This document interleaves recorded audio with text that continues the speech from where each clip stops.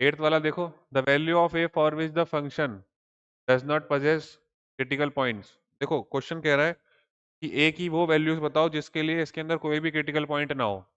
ठीक है, तो अब मैं क्या करूंगा, मैं मानता हूं कि हम तो इसको उल्टा सॉल्व करते हैं क्वेश्चन को, है ना।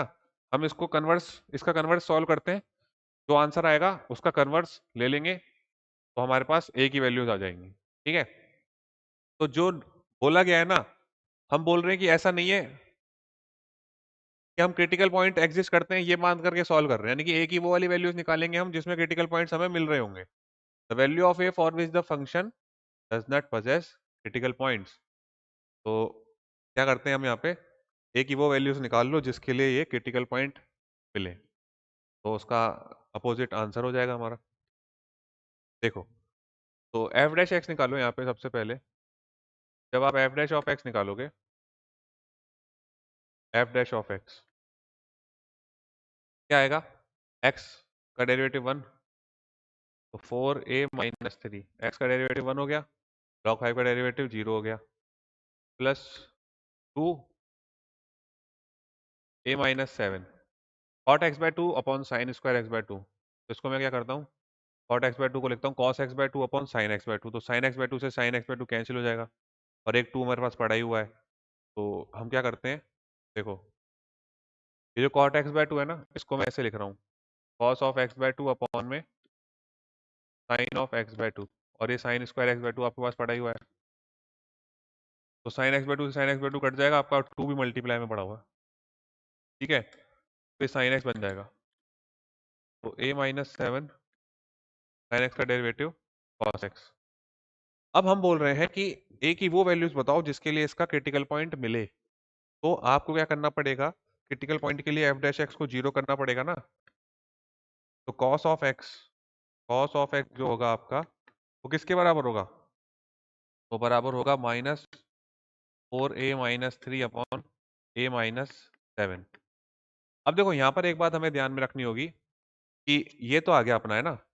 अब मैं क्या करूंगा, देखो ये cot x बाय 2 है, तो मैं यहाँ पर पाई के कौन से मल्टीपल ले सकता हूँ और कौन से मल्टीपल नहीं ले सकता, बताओ। देखो पाई के ऑड मल्टीपल ले सकता हूँ, ऑड मल्टीपल ले सकता हूँ पाई का x बाय 2 के लिए। आप रख करके देख लो, cot x बाय 2 क्या बनेगा हमारा, cos x बाय 2 अपॉन में sin x बाय 2, ये बनेगा। अब पाई का अगर आपने ऑड मल्टीपल ले लिया, तो फॉर एग्जांपल पाई का आपने 3 पाई ले लिया ऑड मल्टीपल, तो ये क्या बनेगा, cos 3 पाई बाय 2 अपॉन में sin 3 पाई बाय 2।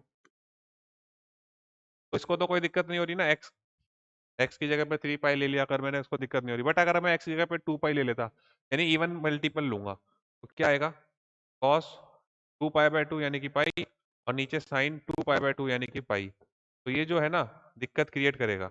यानी कि यहाँ पर मैं एक्स की वैल्यूज में क्या क्या ले सकता हूँ, तो एक्स होगा ना मेरा, इसके अंदर बोलना चाहिए था क्वेश्चन को, वैसे उसने बोला नहीं है कि आपका ऑड मल्टीपल तो ले सकते हो आप पाई का, बट इवन मल्टीपल नहीं ले सकते। और जब आप इवन मल्टीपल पाई का नहीं ले सकते, तो ये जो cos x है, अभी हमको इसके ऊपर कंडीशन लगानी पड़ेगी। मुझे क्या कंडीशन लगानी पड़ेगी, कि मैं इसको ऐसे लिखता हूँ, 3-4a अपॉन a-7। ये मेरा -1 तो हो सकता है, बट 1 से छोटा रहना चाहिए, यानी कि -1 इंक्लूडेड है, -1 से 1 के बीच में रहना चाहिए। 1 को इंक्लूड नहीं कर सकते आप, क्योंकि 1 लाने के लिए cos के साथ में इवन मल्टीपल ऑफ पाई लेने पड़ेंगे, तो इवन मल्टीपल ऑफ पाई को यहाँ पे रखते समय दिक्कत होगी, यानी कि वो हमारे डोमेन में ही नहीं है। तो ये हो गया हमारा -1 से 1 के बीच में। ठीक है, और वैसे भी आप अगर चाहो तो इंक्लूड कर लो, लास्ट में फिर इक्वलिटी लग करके चेक कर लेना। जैसे अगर आप करते हैं इसको सॉल्व, अभी आ जाएगा समझ में आपको। तो इसको मैं अगर सॉल्व करूंगा तो क्या आएगा, -1 3-4a अपॉन a-7। ठीक है, तो देखो ये हो गया मेरे पास 3-4a अपॉन a-7 प्लस 1। एक बात तो ये हो गई, ठीक है, और एक बात क्या हो गई, 3-4a अपॉन में a-7 -1 लेस देन 0। तो 3-4a प्लस ए माइनस 7 अपॉन में a minus 7 greater than equal to 0। तो 3 माइनस 7 कितना होगा? -4 -3 ए अपॉन में a minus 7 greater than equal to 0। तो 3 a plus 4 upon a minus 7 less than equal to 0, ये आ गया। अब यहाँ पे आप नंबर लाइन बनाओ, यानी कि मैं ए को क्या ले सकता हूँ? -4/3 और 7, पॉजिटिव नेगेटिव पॉजिटिव। ठीक है, यानी कि यहाँ पर मेरे पास ये आ गया। और यहाँ पे जो आएगा हमारे पास में क्या आएगा? हमारे पास यहाँ पे आने वाला है ए माइनस 7 3 -4 ए माइनस ए प्लस 7 लेस देन 0। ठीक है, -a+7।